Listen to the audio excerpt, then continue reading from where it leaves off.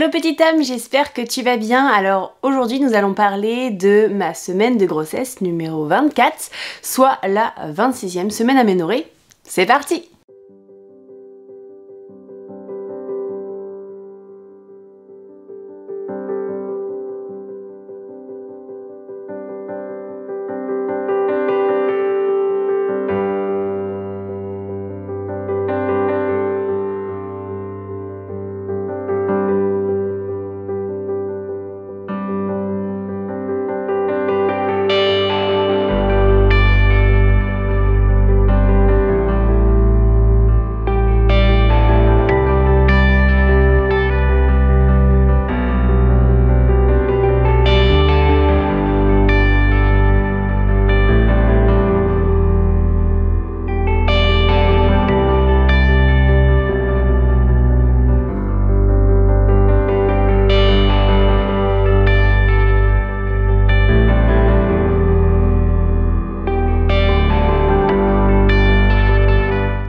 Alors concernant petit bébé, alors là à ce stade il mesure environ 34 cm et il pèse entre 950 g et 1,75 kg. Donc moi je pense que vu que mon bébé n'est pas un petit bébé, je pense qu'il a dépassé le kilo et c'est fou de penser que ça y est, c'est... Voilà, c'est 1 kg quand même, hein. 1 kg, 2 kg et 3 kg. Les cils aussi sont poussés au maximum. Alors avec papa on se dit toujours qu'on espère qu'il ait pris mes cils parce que j'ai des longs cils. On aime bien ça, on trouve ça joli. Et le papa lui il a pas beaucoup de cils en fait. Donc il me dit toujours j'espère que bébé prendra tes cils. On verra bien, mais là la messe est dite, normalement il a ses cils. On verra à la naissance. Il est capable de cligner des yeux, en tout cas de voir l'entrouvrir. Alors il y a toujours une membrane qui protège en fait ses yeux et normalement jusqu'à la fin de la naissance, simplement parce qu'il est dans le liquide amniotique, dans l'eau, donc pour pas abîmer quoi que ce soit. Donc il va le garder jusqu'à la fin, mais ça y est, il est capable de cligner un peu des yeux et de les ouvrir. Il a aussi des premiers bâillements qui ne sont pas du tout contrôlés, mais des premiers bâillements. Et il prend un certain plaisir à bouger tous ses bras, ses jambes, enfin tous ses bras, c'est comme s'il en avait 15 que je dis ça, mais ses bras, ses jambes et tout ça. Et on dit que c'est à peu près entre 20 et 60 mouvements par demi-heure. Alors ça, je trouve ça énorme, j'avoue. Mais voilà, c'est ce que j'ai trouvé. Et enfin, il aime bien s'amuser à serrer les poings là et à attraper son cordon ombilical, pardon. Et aussi, cette semaine, il suce pas mal son pouce. Voilà, donc il est de plus en plus coordonné, ses muscles se renforcent, sa colonne vertébrale également. Donc voilà où en est bébé cette semaine. Maintenant, où en est maman? C'est parti! Pour revenir sur un truc de la semaine dernière, en fait, ce que j'ai quasiment pas eu cette semaine, une, deux fois, mais assez, voilà, ponctuellement, eh bien, j'ai eu des douleurs, en fait, la semaine dernière au niveau de mon sein droit, parfois un peu le sein gauche, mais c'était majoritairement le sein droit, douleurs assez fortes au niveau ici, voilà, donc je pense que ça se prépare pour tout ce qui est allaitement, donc c'était, ouais, une douleur, parce que depuis que je suis enceinte, on va dire que j'ai parfois eu des sensibilité au sein et puis mais voilà, j'ai jamais eu vraiment de douleur en fait au sein, c'était juste sensible, je sentais qu'il fallait pas trop que je touche et tout ça. Bon là en l'occurrence c'est bon, c'est fini, je suis pas sensible, mais là j'ai eu des douleurs et là c'était vraiment différent, un truc que j'avais jamais rencontré, voilà. Et donc j'avais oublié de le dire la semaine dernière, donc là j'en ai eu un petit peu cette semaine mais quasiment pas, donc voilà. Sinon, concernant cette semaine, eh bien, j'ai saigné plusieurs fois du nez, parfois quand je crache, eh bien, j'ai aussi un peu de sang de temps en temps, donc voilà, je sais pas. Cette semaine, j'ai encore vomi quelques fois, je me sens barbouillée aussi quelques fois, voilà, je sais que c'est pas complètement good au niveau des nausées, au niveau, voilà, en fait, ça dépend des jours, tout simplement. J'ai également, donc en dehors de mes douleurs de dos qui ne cesse de s'accentuer. C'est vraiment très fort. Donc j'ai vu ma sage-femme cette semaine et donc voilà, elle m'a conseillé quelques étirements, la marche, forcément de marcher, mais vraiment pour marcher, pas faire du piétinement comme quand je prépare plein de trucs à la maison, que je me bouge. Bon bah je suis actif, mais c'est pas du sport, c'est pas du justement c'est ça, c'est quand je fais justement très actif comme ça que j'ai très très mal au dos. Donc elle me dit de bien marcher dehors quoi, comme là quand je pourrais aller à la rivière, voilà, bah, marcher comme ça et pas forcément que du piétinement parce que ça me pète le dos.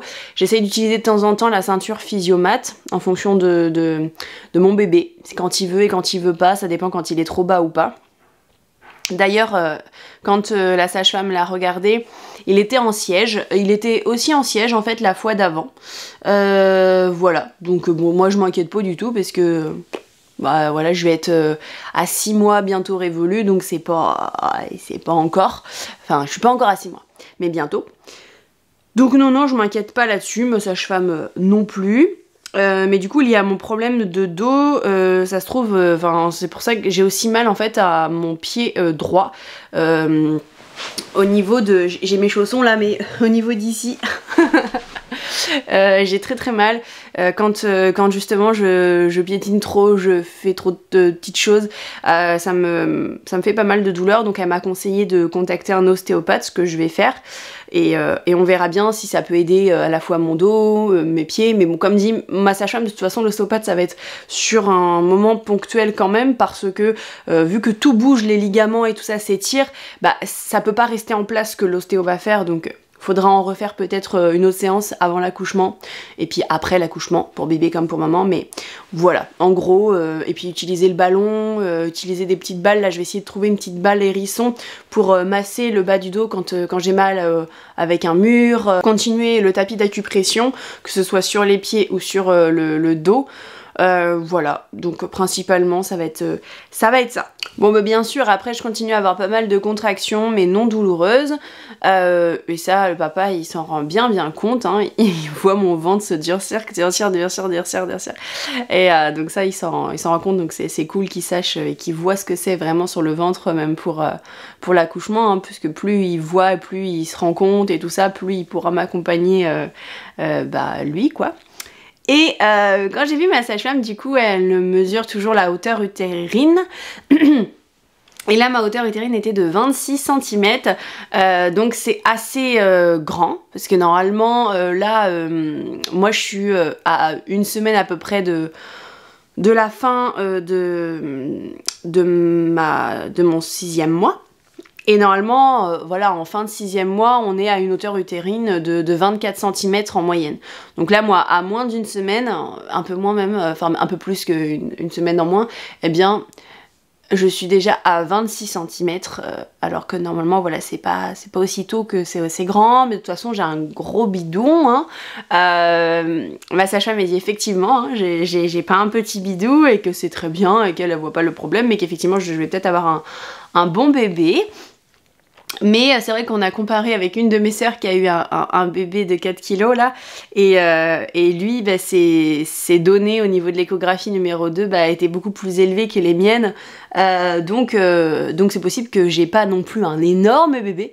On verra à l'échographie 3. Voilà, qui n'est pas du tout de suite.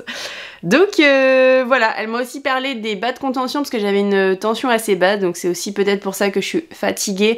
Je suis pas encore allée chercher les bas de contention, mais il va falloir que j'essaye d'aller voir juste pour voir la différence, parce que j'avais une tension à 10,7, donc je suis presque en hypotension. Et donc voilà, vu qu'elle m'a dit qu'au niveau de l'anémie il n'y avait pas de problème et tout ça, non, elle m'a dit que c'était peut-être justement cette tension là qui faisait que j'étais fatiguée. Ça dépend des femmes, parce que moi je vois ma maman qui a toujours eu une tension très basse et en plus qui était anémiée pendant ses grossesses, et même je pense même d'ailleurs en dehors de ses grossesses, faudrait que je leur demande, je sais plus. Mais elle avait une pêche d'enfer, ma mère ne s'arrêtait jamais. Enfin voilà, comme vous savez, ou vous savez peut-être pas, mais j'ai une maman qui a eu 8 enfants avec papa, et donc du coup elle était tout le temps active, sachant que moi je suis la dernière. Donc c'était une warrior. Moi, non, je suis pas ma mère et je suis pas du tout une warrior comme elle. Mais en tout cas, voilà, ça dépend des personnes. Il y a des personnes où elles s'en sortent très très bien avec une très basse tension et voilà. Donc moi, je dirais que ça dépend des fois. Parfois, j'ai beaucoup d'énergie et parfois, tu me vois plus.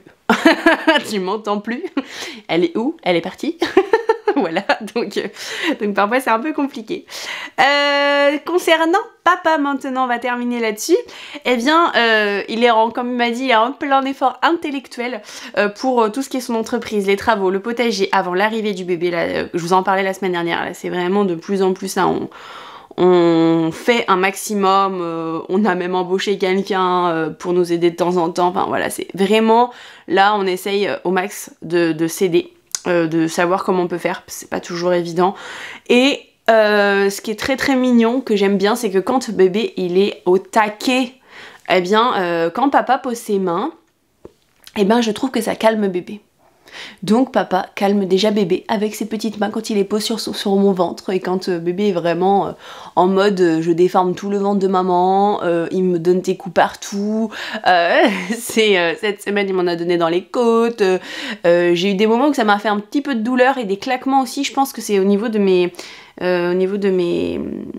abdos, vous voyez, qui s'ouvrent et tout ça. J'ai eu des petits claquements selon comment je me positionne et tout ça, ou comment je me lève, ou comment, voilà.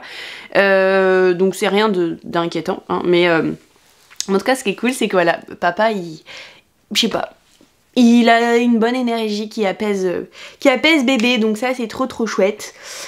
Et puis écoutez, voilà tout pour cette semaine. J'espère que vous, cette semaine, c'est bien passé. Dites-moi où vous en êtes dans votre grossesse, si vous me regardez en grossesse, ou alors si vous désirez un enfant, ou si vous êtes déjà maman. Je serais intéressée de parler avec vous. Et écoutez, je vous embrasse très très fort et je vous dis à la semaine prochaine pour une nouvelle vidéo grossesse et vous dire comment ça s'est passé. Je vous embrasse.